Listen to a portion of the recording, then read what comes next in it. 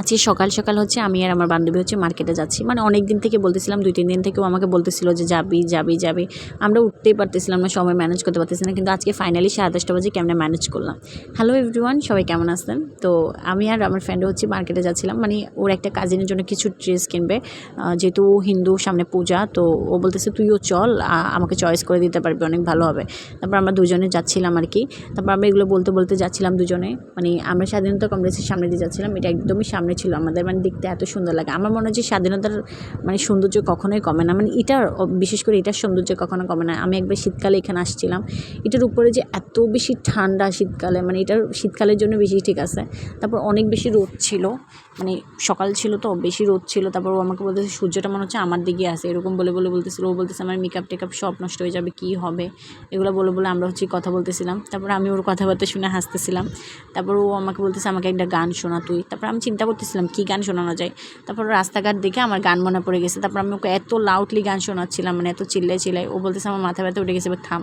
ও চুপ করে গেছে আমার গান শুনে। তারপর আমি বলছি না তুই থাম, তুইও গাইতে হবে। তারপর ও আমাকে বলতেছে আমি মানে সব ভুল গাচ্ছিলাম, তো আমার ভুলটা ধরতেছিল, বলতেছে এটা না ওইটা হবে। তারপর আমি যখন মাথা রেখে গান গাচ্ছিলাম তখন আমাকে বলতেছে আপনি আমার গায়ের উপর পড়তেছেন কেন, দূরে যান। মানে ওই খালাজির একটা ভাইরাল টিকটক নিয়ে আমরা দুজন তক্র করতেছিলাম। তারপর আমি বলতেছি তুই শুধু চুল চুল চুল। তারপর ও আমাকে বলতেছে চুলটা কী করবো বল। তারপর আমি বলতেছি আমাকে দিয়ে দে। তাও বলতেছে মানে ওর চুল অনেক লং ছিল, তো এগুলো নিয়ে আমরা কথা বলতেছিলাম। বলতে বলতে আমরা মার্কেটও ছিলাম, চলে আসছি। রাস্তাঘাট অনেক বেশি ফ্রি ছিল এই জন্য। তারপরে দেখতেছি অনেকগুলো দোকানও খোলে নাই, মানে মার্কেটে কিছু দোকান বন্ধ ছিল। লিফটও চালু করে নাই এখনও। তারপর পায়ে হেঁটে লিফটে উঠতে হলো। আসলে লিফটটা যখন চালু থাকে তখন বুঝতে পারি, মনে হয় যে তখন লিফটটা কত ছোটো। আর যখন আজকে পায়ে হেঁটে উঠলাম তখন দেখলাম যে মানে কত যে লম্বা, আসলে উঠতে আমরা হয়রান হয়ে গেছি। আমরা 4তলাতে যাব, মানে আমরা যেহেতু মানে আমার ভাইয়ের তারা যে দোকান থেকে কেনাকাটাতে, তো আমরা ওখান থেকে কিনবো। আগে থেকে সব বলা আছে। তো মানে কালকে আমি ফোন করছিলাম, ওনাকে সব বলে রাখছি।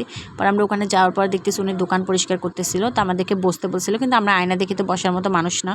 তারপর আমরা কি করছি, একটু ভিডিও নিচ্ছিলাম, ক্লিপ নিচ্ছিলাম, ছবি। তারপরে ও সুস্মিতা হচ্ছে কিছু ড্রেসের ছবি আনছে, এগুলো ওনাকে দেখাবে আর কি। আমার মানে উনি হচ্ছে আমাদের চেনা জানা আর কি দোকান। তারপর হচ্ছে ড্রেসের ছবিগুলো দেখাবে। তারপর দেখতেছি সুস্মিতাও ভিডিও করতে শুরু করে দিচ্ছে আমার সাথে সাথে। পর আমরা দুজন কতক্ষণ ওখানে ভিডিও করছি। আমরা কোনো দোকান তেমন ঘুরি নাই, ওখান থেকে ড্রেস কিনে চলে আসছি। আমার কিছু জিনিস কেনার কথা ছিল, কিন্তু সুস্মিত কিনছিলাম, তাকে আমরা ড্রেস দিতেও চলে আসছি সারপ্রাইজ দেওয়ার জন্য। এখানে আসার জন্য তাড়াহুড়ো করতেছিলাম। তারপর অনেক গরম ছিল, আমরা চুল টুল ওচা করে বেঁধে ফেলছি। তারপর ও বলতেছে আমার এখন ঠিক লাগতেছে। তারপর ফাইনালি অনেকক্ষণ দাঁড়ানোর পরে ও আসতেছিল। তারপর ও আসতেছে দেখে ও বেশি এক্সাইটেড ছিল, বলতেছে কী বলে না বলে, আমাকে নাকি ধরে মারে এইখানে, আমি এটা চিন্তা করতেছি।